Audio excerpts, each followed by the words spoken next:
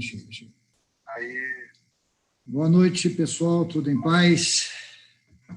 Vamos iniciar hoje um ensino que deve nos fazer refletir muito, cada dia, cada minuto da nossa vida. Então, antes de começar, eu convido a cada um de nós, a cada um de vocês, a mim também, que nós possamos traçar sobre as nossas cabeças o sinal da cruz. Pelo sinal da Santa Cruz, livra-nos Deus, nosso Senhor, dos nossos inimigos. Em nome do Pai, do Filho e do Espírito Santo. Amém. Que Nossa Senhora nos abençoe nessa noite, ela que é a Senhora de todos nós, a Senhora do Brasil, Nossa Senhora Aparecida, Nossa Senhora do Carmo, nos ajude a entender a vontade do seu Filho Jesus. É isso que nós queremos hoje, mais do que nunca, conhecer. O livro do Apocalipse, como um todo, a linguagem Apocalipse, é um estilo literário apenas. É apenas um estilo literário como outro qualquer. Nós estamos muito acostumados, por exemplo, com o estilo literário das parábolas de Jesus. E nós não nos assustamos quando a gente ouve umas parábolas, como a gente ouviu domingo passado, em que a parábola também se torna um pouco contundente, fala de um rei que chama vários convidados para a sua festa e acaba expulsando alguns, amarrando pé e mão, jogando para fora. E a gente não se assusta muito com isso, porque nós estamos acostumados com aquele tipo de linguagem. Agora, nós estamos aprendendo sobre uma nova linguagem, sobre uma nova maneira, um novo estilo literário. Talvez esse estilo para nós seja mais difícil, porque a gente tem pouco conhecimento dele. No Antigo Testamento nós temos Daniel, Ezequiel e Isaías, que tiveram o estilo Apocalipse bem retratado várias vezes. Nós vamos nos utilizar deles agora para poder falar um pouco sobre essa linguagem do Apocalipse. À noite de hoje, nós vamos falar sobre essa linguagem que João nos permite ver no seu Apocalipse. E o que João nos permite é alguma coisa que nós tínhamos que dar sempre muitas graças por esse ensino. Porque ele nos permite aquilo que talvez seja o desejo de todos nós. Nós queremos conhecer o céu, mas ninguém, a maioria de nós, pelo menos, não quer morrer. Então, há um contrassenso entre conhecer o céu aqui na Terra. E isso João nos permite, nesse livro do Apocalipse. Esse capítulo 4, capítulo 5, é uma introdução de uma segunda etapa do Apocalipse. Nós tivemos uma introdução que o Cássio colocou, tivemos a primeira parte, que são as cartas, as 7 cartas para 7 comunidades, e que todas elas terminavam: quem tem ouvidos para ouvir, ouça. Aquelas cartas também eram para os nossos ouvidos. Nós temos ouvidos e ouvimos-las muito bem, naquilo que o Luiz nos explicou. Mas hoje João começa dizendo que ele teve uma visão. Ele viu uma porta aberta no céu e a voz, como uma trombeta, dizia: sobe aqui e eu te mostrarei o que está para acontecer depois disso. Veja, quando essa porta se abre, ele não pede para que nós abandonemos a terra, porque Jesus diz que nós somos sal e luz da terra. Nós somos o fermento dessa massa. Mas ele diz: com os teus pés no chão, sobe aqui que eu vou te mostrar as outras coisas. Eu vou te mostrar da visão do céu como é que as coisas vão se portar. Isaías também teve essa visão logo no começo da sua carreira, lembra disso? Ele ficou com medo de que fosse morrer, porque impuro ele viu o Senhor dos Exércitos. Recebeu, então, uma brasa na boca que o purificou. O que nós hoje vamos fazer, talvez nós precisemos sempre lembrar de 2 coisas, todos os dias. Que Deus coloque uma brasa de fogo, do fogo de Deus, e toque nas nossas bocas e nos purifique, para que nós possamos falar das coisas dele como ele o quer. Mas, ao mesmo tempo, Que nós aproveitemos essa chance que João nos dá e vejamos o Senhor. Porque é nosso maior desejo, nossa maior vontade é conhecer as coisas de Deus. Nessa visão, imediatamente, João diz, ele foi arrebatado em espírito. E no céu havia um trono. E nesse trono estava sentado um ser. Veja que João, ele ainda vê todo o aspecto daquele judeu piedoso lá do início do Evangelho. O nome de Deus não se pronuncia para eles. Ele tem medo de falar o nome de Deus, então ele diz, havia um trono, e nesse trono estava sentado um ser. E quem estava sentado assemelhava-se, pelo aspecto, a uma pedra de jaspe e sardônica. É algo muito bonito, é um Deus lindo e maravilhoso, que ele não consegue nem descrever com palavras humanas. Então, ele simplesmente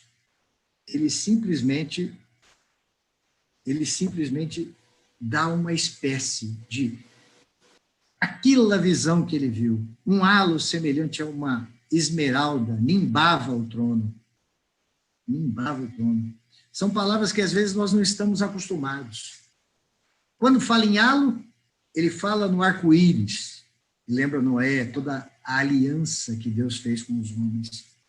Quando fala nimbava, ele usa nimbava por causa que são 7 letras. Na verdade, é aureolava. É como se fizesse aquele arco do arco-íris em volta.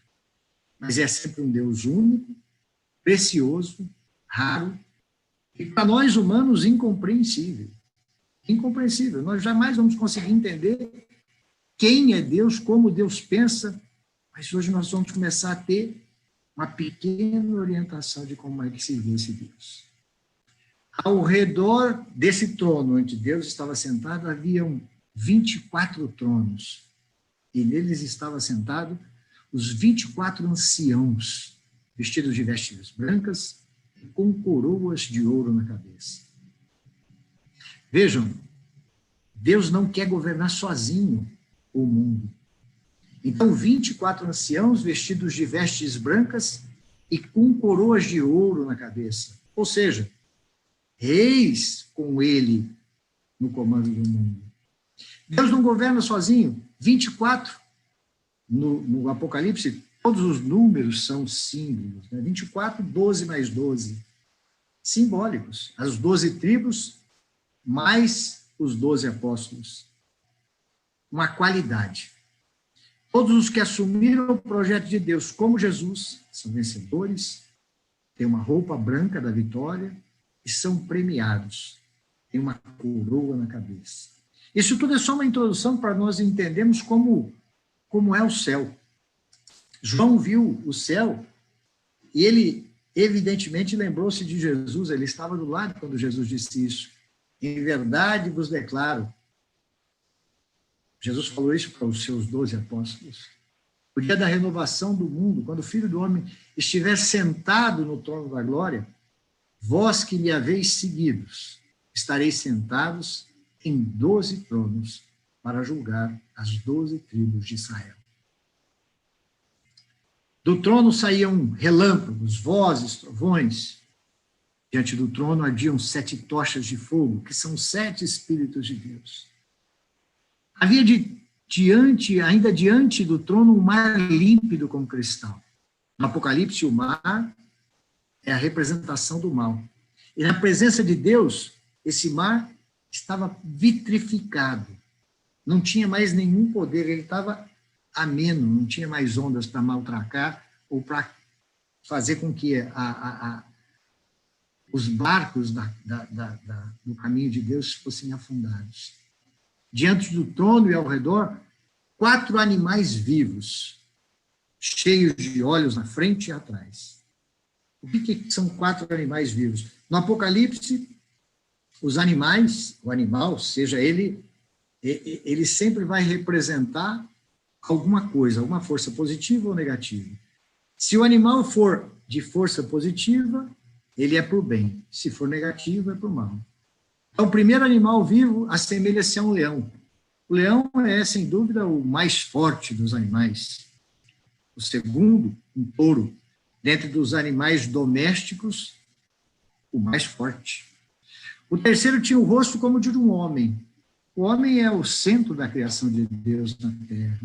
E o quarto era semelhante a uma águia em pleno voo. A águia é, sem dúvida, o animal mais belo, a ave mais importante de todos eles.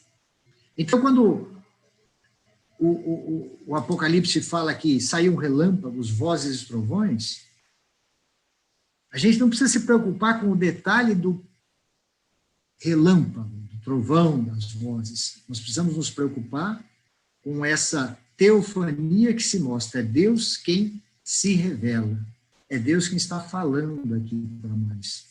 Por isso a gente precisa prestar atenção.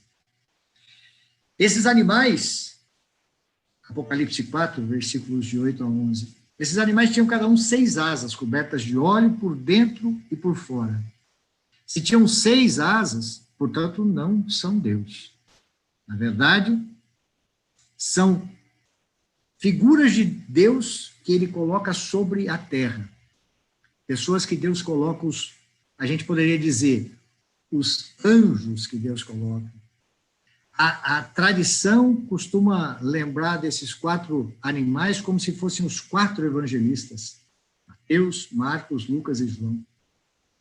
Esses 4 não cessavam de clamar dia e noite. Santo, santo, santo é o Senhor Deus, o dominador, o que é, o que era e o que deve voltar. Veja, na língua que o Apocalipse foi escrito, santo, santo, santo, na verdade poderíamos dizer assim, santíssimo, é um superlativo. Eles não têm o superlativo, por isso 3 vezes santo, ou seja, é santo plenamente. Santo plenamente é somente o nosso Deus. Cada vez que aqueles animais rendiam glórias, honra e ação de graça, aquele que vive pelos séculos dos séculos, os 24 anciãos, aqueles que estavam com coroa, inclinavam-se profundamente diante daquele que estava no trono e prostravam-se diante daquele que vive pelos séculos dos séculos e depunham suas coroas diante do trono, dizendo: Tu és digno, Senhor, nosso Deus, de receber a honra, a glória e a majestade, porque criastes todas as coisas por tua vontade, é que existem e foram criadas. Lembra quando o Cássio disse que a nossa Santa Missa, quando nós estamos aqui louvando a Deus, nos se unem o céu e a terra? É exatamente isso. Quando os 4 animais clamam, santo, santo, santo é o Senhor, todo o céu volta a falar a mesma coisa. Depõe os seus coroas diante do trono e ficam maravilhados pelo Senhor Deus. Eles não têm 7 asas, têm 6, mas são ágeis. Falam, têm liberdade para agir. Quando nós proclamamos, então, a honra, a glória e a majestade de Deus, os céus também o fazem. Nós precisamos ter essa convicção de que nós, com a nossa liberdade, quando nós louvamos a Deus, todo o céu para também juntos louvar com aquele, com todo o reino, toda a milícia celeste, com toda a corte celeste ao entorno do trono. Tudo isso é uma introdução para esse tema que nós vamos falar hoje, os selos. No capítulo 5 do Apocalipse, começa um momento muito, muito oportuno para que a gente possa entender o nosso curso e conseguir entender a linguagem apocalíptica como um todo. Capítulo 5 começa dizendo, nesse versículo, leia bem esse versículo junto comigo, na tua cabeça, presta bem sua atenção no seu coração, porque esse agora começa a parte importante do dia de hoje. Eu vi também na mão direita do que estava sentado no trono um livro escrito por dentro e por fora, selado com 7 selos. Quem está sentado no trono? É Deus. Deus está sentado e ele está com um livro na mão direita. Um livro escrito por dentro e por fora. Mas ele está selado com 7 selos. O que são esses 7 selos? Versículo 2. Vi então um anjo vigoroso que clamava em alta voz: quem é digno de abrir o livro e desatar os selos? Mas ninguém, nem o céu, nem na terra, nem embaixo da terra, podia abrir o livro ou examiná-lo. Eu chorava muito, porque ninguém fora achado digno de abrir o livro e examiná-lo. Como é esse choro de João? O que nós entendemos disso? Até agora ainda pode estar confuso, mas nós vamos tentar juntos entender isso com mais clareza. Quando João vê essa situação, ele está dizendo de um livro escrito por dentro e por fora. O livro da vida, o livro da minha vida, o livro da humanidade, o livro de todos nós. E nós não entendemos o plano de Deus na nossa vida, na minha vida, na vida dos meus filhos. E quantos momentos da nossa vida a gente gostaria de entender, a gente gostaria de abrir esse livro e entender como é que o plano de Deus se encaixa. Porque nos parece muito difícil entender. João vivia aquele momento de perseguição, aquele momento em que o Império Romano ia para cima das suas comunidades e destruía e matava. E ele chora muito, por quê? Porque ele não consegue entender. Ele vê que ninguém é capaz de explicar para ele o porquê que tudo isso acontece. Ainda hoje, quantos de nós não choram porque não entendem o plano de Deus na sua vida? Eu não digo só na minha, eu digo na minha vida, quantas vezes eu não entendo. Eu não entendo por que algumas coisas acontecem com os meus próximos, com alguns amigos de comunidade, com um que perde o filho de uma maneira que eu não entendo. Então, um dos anciãos me falou: não chores, João, não chores Mário, Cássio, não chore. O leão da tribo de Judá. Quem é o leão da tribo de Judá? O descendente de Davi. Ele venceu para abrir o livro e os seus 7 selos. Aí, então, a alegria no coração de João veio. Alguém é capaz de abrir os selos. Alguém vai conseguir me explicar esse emaranhado de perseguição, de aflição que nós temos na nossa vida, e eu vou conseguir enxergar o Senhor vencedor, aquele que vai resolver toda a equação e vai nos mostrar esse entendimento das coisas. Percebe?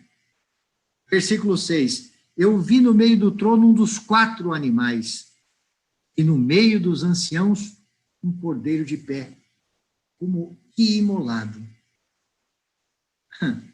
Espera.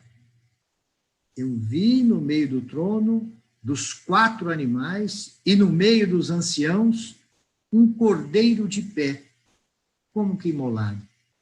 Quem é o cordeiro? O cordeiro de Deus, de pé, como que imolado, que foi imolado pelos meus pecados e pelos nossos pecados. Jesus. Mas o leão da tribo de Judá é um cordeiro? Tinha ele 7 espíritos e 7 olhos, que são os 7 espíritos de Deus enviados por toda a terra. Veja o paradoxo que existe na nossa vida de cristão. O leão e o cordeiro. A maioria de nós, a maioria das vezes, eu gostaria de um Deus que fosse um leão. E para defender os cristãos no dia de hoje, assumisse toda a força, todo o poder da grande fera e derrotasse, esmigalhasse aqueles que são contra nós, para nos defender. Mas aparece um cordeiro como que imolado. É difícil ser cristão, mas não é uma hora de desespero. A vitória de Jesus sobre a morte é a chave para a leitura da nossa história. Estamos no final dos tempos. O final dos tempos começou quando? Quando Jesus ressuscita dos mortos. Não é no final do mundo. Nós estamos na vitória do bem sobre o mal. A vida que vence a morte. A vida que se refaz na Jerusalém celeste. Mas, para sermos cristãos, precisamos entender que quem nos vence todos os problemas é um cordeiro. A gente podia lembrar da Páscoa, lá em Êxodos, em que o sangue do cordeiro foi marcado a casa de todos os judeus para que eles não fossem afligidos pela última praga que Deus colocou, que matou todos os primogênitos. O cordeiro, a gente não precisa ver, imaginá-lo como a figura traz aqui embaixo, com 7 chifres. Com certeza não é assim, mas chifre, são 7, indica que é uma perfeição. É um sinônimo de poder, porque para o povo lá daquela época, o chifre era sinônimo de poder, de força. Sinônimo de poder porque ele venceu a morte. 7 olhos, os 7 Espíritos de Deus. Ou seja, com certeza, Jesus, o Cordeiro que nos vem salvar, que vem abrir esses selos para nós, não é dessa maneira que nós precisamos vê-lo. É da maneira como o coração nos faz enxergar. Mas ele tudo vê, tudo pode. Ele abriu o livro e ele nos ajuda a ler todos os acontecimentos da nossa história. E é isso que nós precisamos aprender e nós vamos começar a enxergar com Jesus a partir de agora. Esse Senhor Deus entregou o livro na mão direita do que se assentava ao trono. Quando recebeu o livro, os 4 animais, ou seja, essas forças que são perfeitas, 4 a gente diz uma totalidade, um jeito de totalidade, os 4 pontos cardeais, né? E os 24 anciãos prostraram-se diante do Cordeiro, tendo cada um uma cítara e taça de ouro cheias de perfume, que são as orações dos santos. Então, quem recebeu esse livro foi Jesus. Deus confia a Jesus a revelação e a realização do projeto de Deus na história. As nossas orações, aquelas que nós fazemos todos os dias, aquela que nós depositamos no altar, na consagração, junto com o padre na hora da nossa missa, as nossas orações estão nessa grande celebração do céu. Estão em taças de ouro, extremamente adornadas, para entregarem ao Cordeiro. Apocalipse 5:9. No céu sempre se tem um cântico lindo, um cântico novo. E aí, então, nesse momento em que Jesus recebe esse livro da vida, esse livro selado, o livro da minha história, o livro da nossa história humana, todos cantam. Tu és digno de receber o livro e abrir-lhe os selos, porque fostes imolado e resgatastes para Deus, a preço do teu sangue, homens de todas as línguas, de toda tribo, língua, povo e raça. E deles fizestes para o nosso Deus um reino de sacerdotes que reinam sobre a terra. Veja, que maravilha de canto. É Jesus que nos faz isso. É Jesus que vai nos permitir enxergar. Na minha visão, ouvi também, ao redor no trono, a voz de muitos anjos, em número de miríades e de milhares, bradando em alta voz. Digno é o Cordeiro imolado de receber o poder, a riqueza, a sabedoria, a força, a glória, a honra e o louvor. E todas as criaturas que estão no céu, na terra, debaixo da terra e no mar, e tudo o que contém, eu as ouvi clamar. Aquele que se assenta no trono e ao Cordeiro, louvor, honra, glória e poder pelos séculos dos séculos. E os 4 animais diziam, amém. E os anciãos prostravam-se e adoravam. Olha que totalidade que nós estamos falando aqui. Todas as criaturas estão no céu, 1, na terra, 2, debaixo da terra, 3 e no mar. Ou seja, tudo dá glórias a Deus. Aquele que se assenta no trono do Cordeiro. Aquele que se assenta ao trono do Cordeiro, a ele também tudo, louvor, honra, glória e poder pelos séculos dos séculos. Naquela época, quem exigia honra, glória e poder era o imperador romano. E nos dias de hoje, quem exige para si louvor, honra, glória e poder pelos séculos dos séculos? Nem sempre é a Deus e ao Cordeiro que nós rendemos nosso louvor, nossa honra e nossa glória. Veja que a visão que João teve não é uma visão estática. No céu, o céu não tem passado, presente ou futuro. Então, João enxerga a história, ele sobe ao céu e começa a enxergar todas as coisas ao mesmo tempo. Mas, vendo o futuro, ele nos exorta. Porque no céu não é um lugar para pouca gente, são miríades e miríades, milhares e milhares, tem muita gente boa no céu. E o nosso caminho é para lá. E começa, então, o centro da nossa aula de hoje. A abertura dos selos. Veja que essa abertura dos selos, do 1 ao 4, tem o mesmo roteiro. Sempre vamos falar dessa maneira. Depois, vi o cordeiro abrir o primeiro selo e ouvi um dos 4 animais clamarem com voz de trovão: vem. Então, quem pede para abrir o selo é um dos 4 animais, ou seja, é um desses anjos que Deus tem aqui na terra que diz: vem, vem. Quer dizer, aparece, mostra a tua face, porque a maioria das coisas nos ficam um pouco turvas dentro da nossa face. E João viu aparecer, então, um cavalo branco. Apocalipse 6, versículo 2. O seu cavaleiro tinha um arco, foi-lhe dado uma coroa, e ele partiu como vencedor para tornar a vencer. Um cavaleiro branco. Um cavaleiro com um cavalo branco e branco. O cavalo, então, a gente pode dizer sempre um símbolo de poder, uma estrutura social. O homem, no cavalo branco e branco, ele aparece puro como foi criado, mas ele tinha uma arma de guerra. Então, existe nele uma força negativa. Talvez um paralelo com a comunidade de Éfeso. Começa bem. Começa bem, como o homem começou bem. Foi puro, criado por Deus. Mas perde o primeiro amor por querer conquistar demais. Só sobre esse versículo, se nós formos procurar a tradução da Bíblia Ave Maria, Bíblia Tebe, Bíblia de Jerusalém, Bíblia...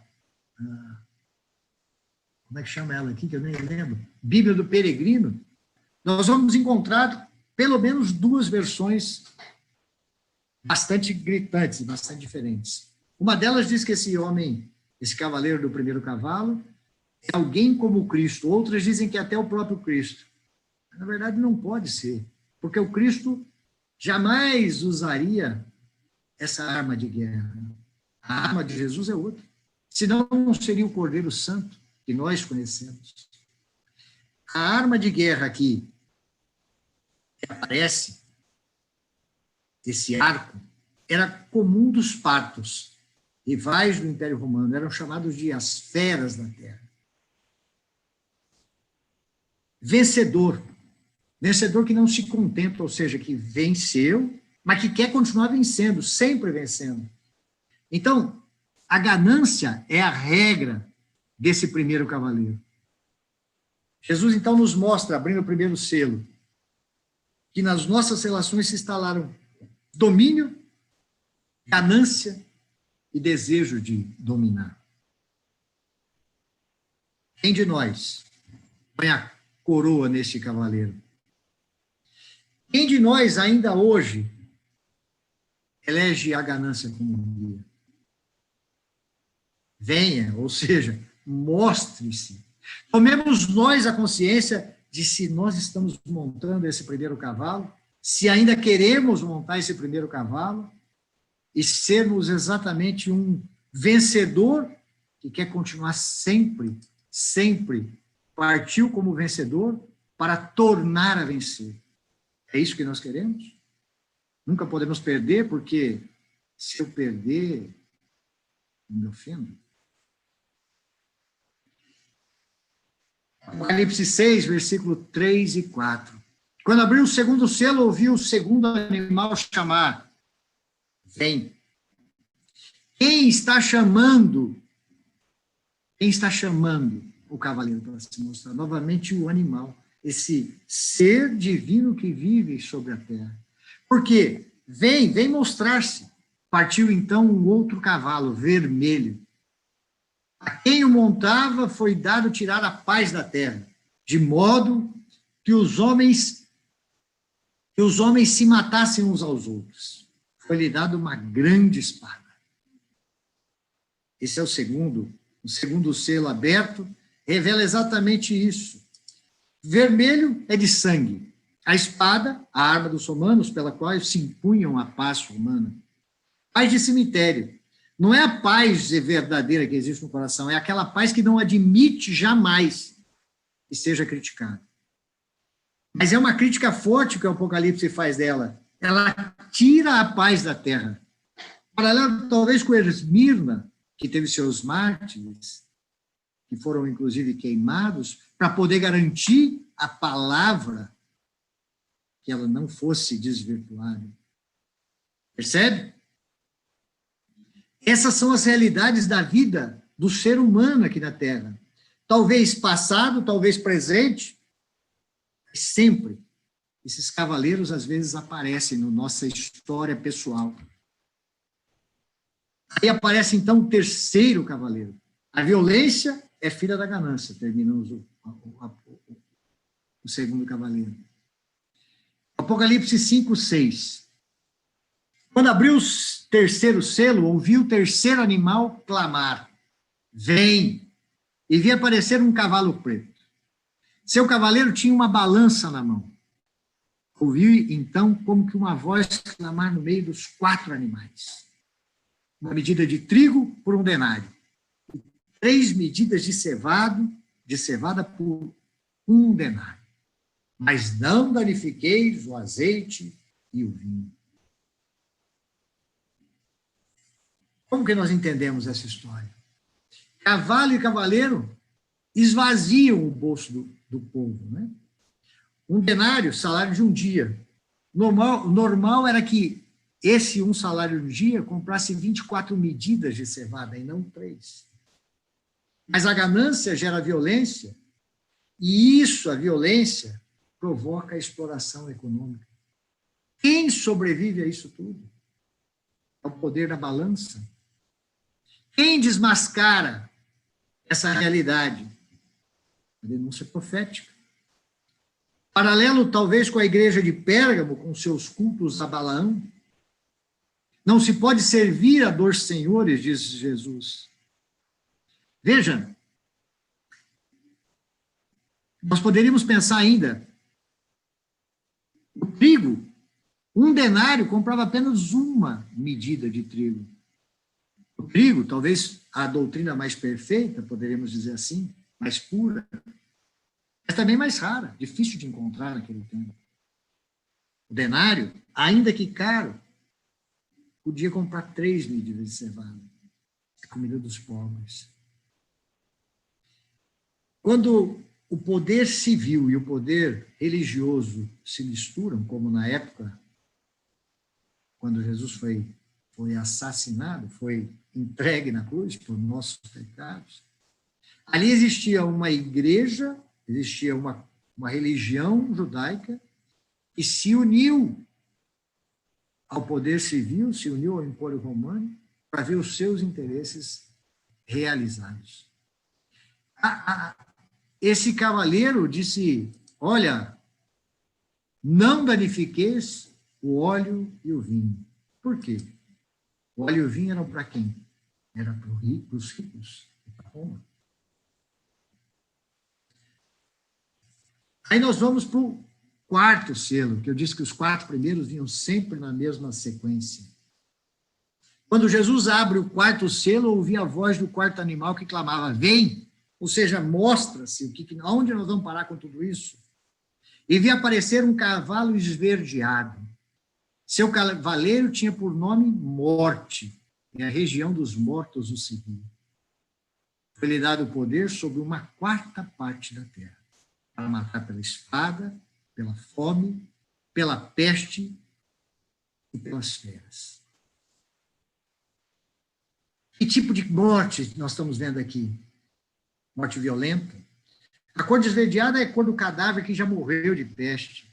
É o resultado da ganância, da violência, que provoca a fome e termina na morte.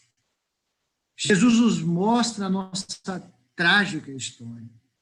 Mas a morte não tem a última palavra. Somente a 1/4 foi dado o direito de serem atacados. É possível mudar a história. Quando a gente pensa numa planta, uma planta sem sol, ela perde a vida. Ela fica com uma cor esbranquiçada, ela perde a cor, ela fica pálida. É mais ou menos dessa cor o cavalo, o quarto cavaleiro. Vamos continuar. Até aqui Jesus nos mostra a nossa história, a minha história, a nossa história como um todo, a nossa história de vida humana. Mas é possível mudar isso? Apocalipse 6, versículos de 9 a 10. Quando abriu o 5º selo, vi debaixo do altar as almas dos homens imolados por causa da palavra de Deus. Olha onde vão estar as almas dos homens imolados, dos homens assassinados por causa da palavra de Deus. E por causa do testemunho de que eram depositários. Estavam exatamente debaixo do altar, lá no céu. E eles clamavam em alta voz, dizendo: até quando? Tu que és o Senhor, o Santo, o verdadeiro, ficará sem fazer justiça e sem vingar o nosso sangue contra os habitantes da terra? Não é esse o nosso sentimento? Até quando, Senhor? Até quando esse sentimento de que nós nunca terá ninguém que nos defenda, a gente sempre sendo sacrificado? Desde o sangue de Abel, Deus é um Deus de justiça. No Apocalipse, os habitantes da terra são os que sustentam e mantêm a sociedade injusta. Ainda hoje temos gente morrendo devido à nossa ganância, à violência e à exploração. Quando a justiça se realizar plenamente, na nova Jerusalém, nós não teremos mais mártires. Apocalipse 6, versículo 11. Foi então dado a cada um deles uma veste branca. A todos esses que morreram, sendo fiéis à proposta de Jesus, foi dada a cada um deles uma veste branca. E foi-lhes dito que aguardassem ainda um pouco, até que se completasse o número dos seus companheiros de serviço e irmãos que estavam com eles para serem mortos. Os mártires têm seu lugar garantido lá de Jesus. Neles se tornam vitoriosos e recebem a sua veste branca. Veste branca, veste no Apocalipse, é a identidade do personagem. Recebem a veste branca porque receberam toda a glória lá no céu. E a grande realidade é essa. Nós estamos num campo de batalha e nela não existe plateia. Ou estamos com Jesus ou contra ele. A nova Jerusalém, ela depende do testemunho de cada um de nós. Qual é a nossa resposta? Qual é a nossa proposta para esse novo mundo acontecer, a nova Jerusalém? Não existe plateia. Nesse mundo, estamos todos ou a favor ou contra. Porque quem não faz nada está mantendo a sociedade injusta, vencendo todas as batalhas. Apocalipse 6, versículo 12 e 14. Depois viu o Cordeiro abrir o 6º selo. E sobreveio, então, um grande terremoto. Vejam, quando o Cordeiro abre o 6º selo, começam a acontecer situações que não poderemos imaginar somente como situações normais, porque são 7 os acontecimentos. Portanto, uma decisão que o Cordeiro toma causa um reboliço a nível de todas as forças. Um grande terremoto, o sol se escureceu como um tecido de crina, a lua tornou-se toda vermelha como sangue, e as estrelas do céu caíram na terra como frutos verdes que caem da figueira agitada por ventania. Imagine, uma figueira, uma árvore pequenininha, que perde seus frutos com a ventania, as estrelas do céu caíram da mesma forma. Tal foi a força e o poder de Deus nesse momento. O céu desapareceu, sim, como um pedaço de papiro que se rola, e todos os montes, sexto, e ilhas foram tirados de seus lugares. É o dia de Yahvé, predito lá em Amós 8. Acontecerá naquele dia, oráculo do Senhor Yahvé, que farei o sol se pôr ao meio-dia, e encherei a terra de trevas em pleno dia. Abalucismos 7 na totalidade. Não são eventos naturais, mas é o julgamento de Deus na história da humanidade. Logo em seguida, versículo 15. Então, os reis da terra, vejam, olha a totalidade das pessoas. Os reis da terra, nós podemos dizer, poder político sobre a terra.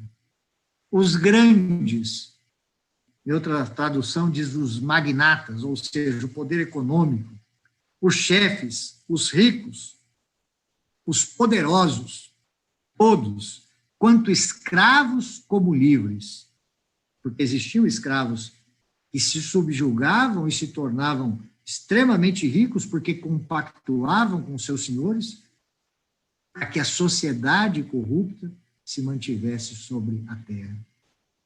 Todos eles, todas essas pessoas que viveram acobertando essa sociedade injusta, se esconderam-se nas cavernas e grutas das montanhas. Será possível fugir da ira de Deus?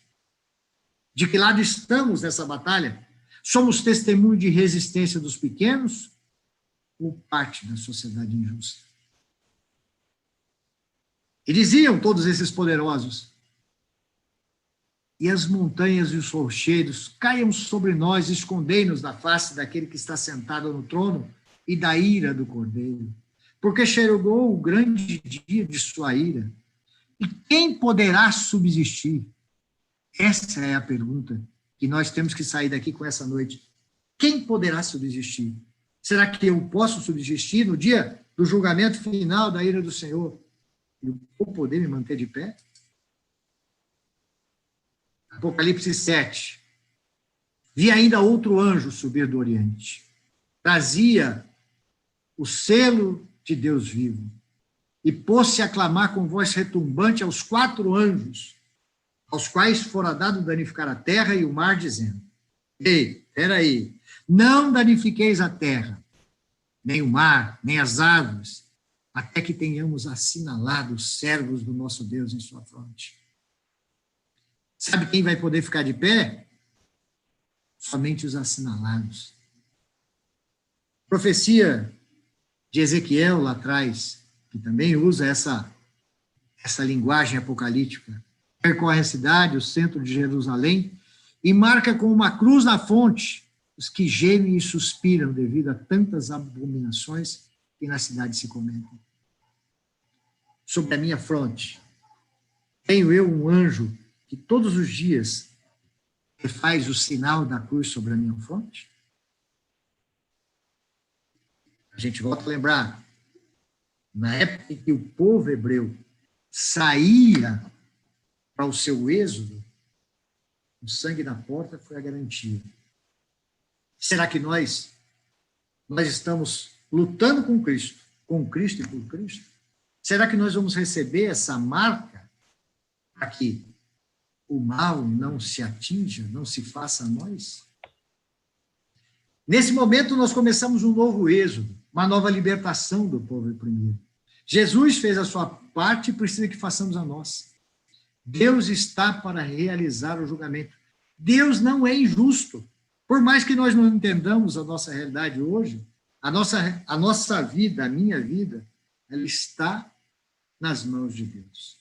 E eu sei que Ele vai nos revelando a cada dia, de acordo com a nossa capacidade de entendimento, os fatos que se fazem na nossa vida.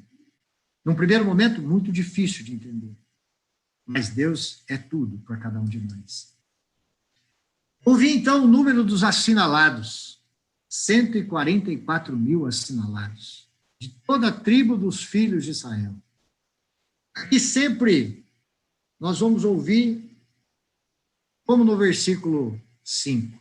A tribo de Judá, 12 mil assinalados. De cada uma das tribos, de Rubem, de Gade, de Aser, de Neftali, de Simeão, de Levi, de Isacar, Zabulon, da tribo de José, de Benjamim, sempre 12 mil assinalados. Manassés entrou no lugar de quem aqui? Porque Manassés não era uma das 12 tribos. A tribo de Dan não estava. A tribo de Dan não está nessa contagem do Apocalipse. Na contagem lá de Números, Dan existia. Lá no livro de Números, no primeiro capítulo, quando o povo sai para o êxodo, eles são contados. E Dan não está. Por quê? Porque Deus não tolera a idolatria. Não basta nascer no meio do povo de Deus. Nós temos que ser fiel ao Senhor. Veja que isso é muito sério. A tribo de Dan, se a gente for olhar lá em Reis, quando morre Salomão, se divide. O povo judeu se divide no reino de Judá e no reino de Israel. Esses dois reinos se dividem e Jeroboão, que era o rei de Israel, começa a se preocupar que todos vão a Jerusalém para adorar a Deus. E ele achava que isso poderia enfraquecer o seu reinado. E ele, então, cria 2 templos. E ele diz, olha, vocês não precisam mais ir para Jerusalém. Fiquem aqui mesmo. E vamos cultuar um Deus aqui. E faz o bezerro de ouro. E aí acontece, então, a idolatria por excelência. Nós precisamos tomar cuidados, por quê? Porque não basta a gente estar na igreja, não basta a gente ter nascido no meio do povo de Deus. A gente tem que ser fiel ao Senhor. Senão, na contagem, que importa, que é para o Apocalipse, para o céu, nós podemos não estar presentes. Versículos 9 e 10. Depois disso, viu uma grande multidão que ninguém podia contar, de toda nação, tribo, povo e língua. E conservavam-se em pé diante do trono e diante do Cordeiro, de vestes brancas e palmas na mão. Não sei se você já conversou com o Testemunho de Jeová. Os Testemunhos de Jeová dizem que são só eles, os 144 mil que vão para o céu. E sabe o que eles fizeram para garantir que só eles mesmos vão para o céu? Tiraram esses versículos. Aqui, para eles, essa história de que uma multidão que ninguém pode contar, de toda a nação, tribo, povo e língua, não existe. Mas, para nós temos que ter bem a certeza, eu não vou para o céu porque mereço, eu vou para o céu porque Deus é bom. Eu não vou no céu porque eu estou na igreja, eu vou no céu porque Jesus me salvou e porque eu fico mantendo aqui a minha parte no testemunho, a minha parte no sofrimento, na opressão, mesmo que seja difícil para mim, eu tenho que me manter fiel ao Senhor. E aí sim, além dos 144 mil, além dos miríades de anjos, além de todos esses, todos aqueles que o Senhor considerar justos e dignos de entrar no reino do céu, estarão lá. E nós falemos isso de uma maneira maravilhosa, uma alegria maravilhosa. A promessa de Abraão, a multidão que ninguém podia contar, essa é a resposta da pergunta. quem poderá ficar de pé? Uma multidão. Lembra de Jonas, quando Deus mandou ele para Nínive? Ele não queria ir. Por quê? Porque aquele povo não era o povo escolhido, aquele povo era de uma cidade, de um povo que não conhecia Deus e nem o adorava. E às vezes para eles, a minha vida tem que dizer, olha, existe um Deus. E ele me salvou. E pode te salvar também. A nossa parte é o testemunho. A parte da salvação não é minha, é de Deus. E Deus é que vai nos salvar. Então, um dos anciãos falou comigo e perguntou-me, estes que estão revestidos de vestes brancas, quem são e de onde vêm? Respondi-lhe, meu Senhor, tu sabes. Esses são os sobreviventes da grande tribulação. Lavaram as suas vestes e as alvejaram no sangue do Cordeiro. Veste branca, mais uma vez, sinônimo de vitória. Não se salvarão somente os que estão na igreja, mas aqueles que defendem o oprimido na sociedade injusta. Jesus já disse isso lá em Mateus, lembra? Logo depois da parábola dos talentos, ele disse como será o julgamento final. Tive fome, me deste de comer. Tive sede, me deste de beber. Fazer a vontade do Pai é diferente de estar na igreja. Mas, Senhor, não pregamos em teu nome, não foi em teu nome que expulsamos demônios? E, no entanto, disse Jesus, lhes direis, tirai-vos de mim, operários maus. Podemos enxergar o Apocalipse como uma construção em andares. Primeiro nível, a carta às igrejas, coisas no nível que estão. No segundo nível, João é levado à esfera divina e começa a ver a coisa numa outra perspectiva.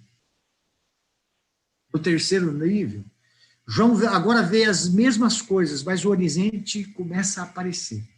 A realidade longínqua repercute na vida de cada um.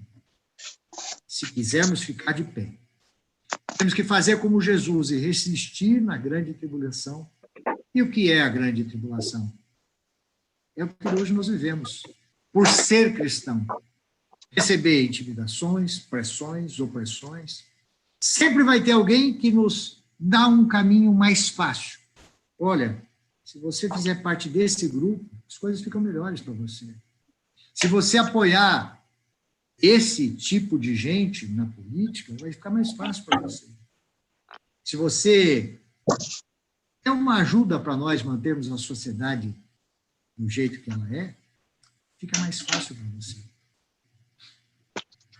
Versículo 15 e 16.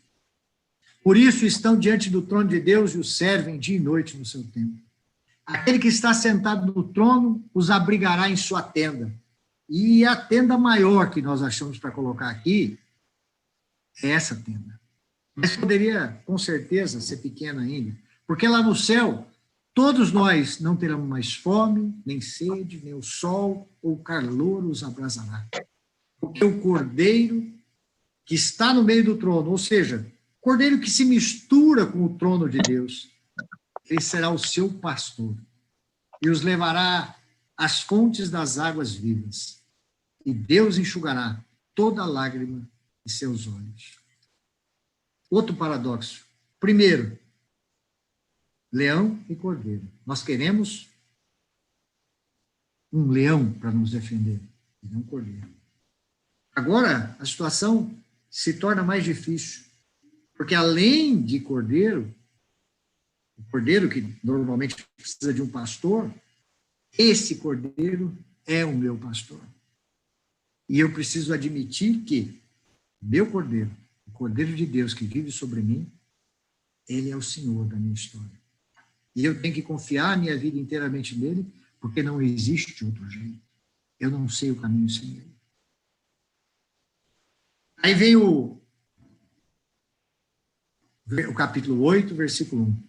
Quando enfim abriu o sétimo selo, fez-se silêncio no céu durante cerca de meia hora. O que é esse silêncio no céu? Quando Jesus volta para a terra, para abrir, para fazer tudo isso que nós colocamos, o céu fica vazio. Então, o trono celeste se esvazia, porque todo o céu vem acompanhando o Cordeiro e vem dizendo do quanto o Cordeiro é maravilhoso. E eles vêm aqui para resgatar e para verificar todos os filhos de Deus que precisam ser salvos sobre a terra. O silêncio de cerca de meia hora. E o tempo para Deus não é como para nós. Mas o silêncio é a grande expectativa. A história do passado e presente foram nominadas. Se cremos, a vitória é certa, mas a abertura do 7º selo é diferente. Nós estamos agora num grande êxodo de uma vida de morte para a vida eterna. Talvez esse silêncio seja aquele que se fez com a morte de Jesus. Adiantou-se, então, um outro anjo e pôs-se junto ao altar, com um turíbulo de ouro na mão, e foram-lhe dados muitos perfumes, para que os oferecesse com as orações de todos os santos, no altar de ouro que está diante do trono. A fumaça dos perfumes subiu na mão do anjo com as orações dos santos diante de Deus. Domingo passado, foram queimados o incenso, e é essa a oração, é esse perfume que sobe da terra com as nossas orações colocadas diante de Deus. Os textos bíblicos citam sempre 3 anjos: Rafael, Gabriel e Miguel. Os infiéis, os que abandonaram a corte, eles não têm nomes, mas certos males vêm desse desequilíbrio. O que o Apocalipse vem nos ensinar é que precisamos da ajuda de Deus, precisamos da ajuda dos anjos nessa luta. Mas precisamos lutar do modo certo. Maria nos ensina o lado certo. Mesmo na cruz, ao lado de seu filho. Lendo agora há poucos dias uma catequese de São João Paulo II, ele fala que Maria sofreu as dores do parto por 2 vezes. Ela teve um único filho, chamado Jesus, por quem ela teve as dores do parto do seu filho. Mas nessa foto, São João Paulo II diz que Maria sofreu as dores do parto por cada um de nós. E nos ensina como ficar de pé para não ter problemas no dia desse julgamento celeste. Nós precisamos estar, em qualquer momento, aos pés da cruz do Senhor. Qualquer que seja a cruz que caia para a nossa vida, que mesmo que nós não entendamos o porquê, fiquemos de pé. E pegamos a Maria, para que ela nos ensine e que nos fique ao nosso lado, para nos fazer, se não entender, mas pelo menos suportar a dor que nos vem ao coração. Talvez hoje nós pudéssemos orar pelo Cleverson, que talvez está com o coração desfalecido, destroçado pela perda do filho. Mas por cada um daqueles que lutam por problemas que você sabe e que eu sei, que nós precisamos estar firmes na certeza de que nós chegaremos ao céu. Louvado seja o nosso Senhor Jesus Cristo e que Ele nos ajude a caminhar para Ele.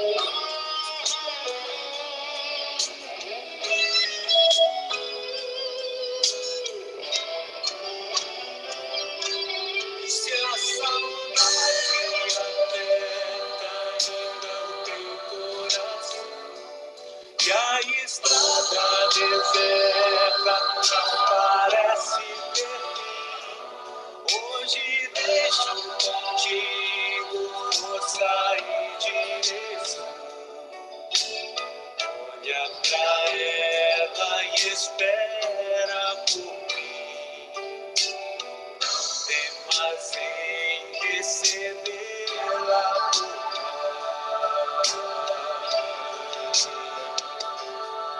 será o teu consolo, teu colo materno, pois lá está o esposo. Amar, amar,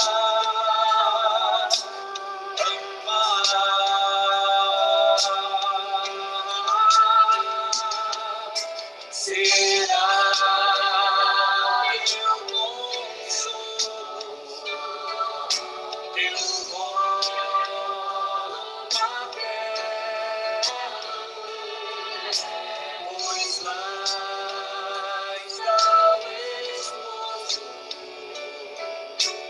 Amar,